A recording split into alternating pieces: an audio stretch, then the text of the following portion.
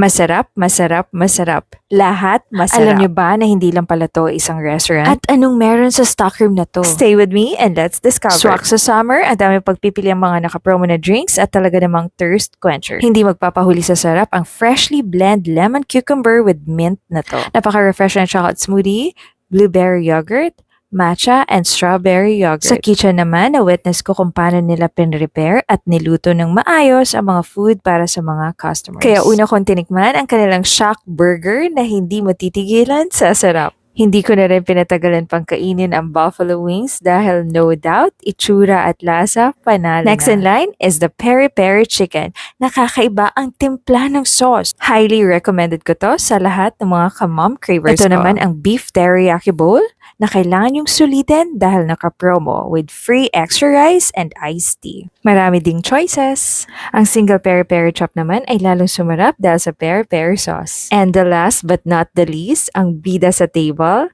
the single ribs. Balanse ang lasa ng sauce at super lambot ng meat. At marami ka pang pagpipilian, ito ang menu, pause mo na lang. Kaya tara na, bisitahin natin ang The Rib Shack.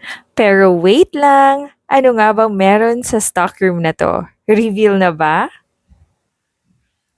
See you on my next video.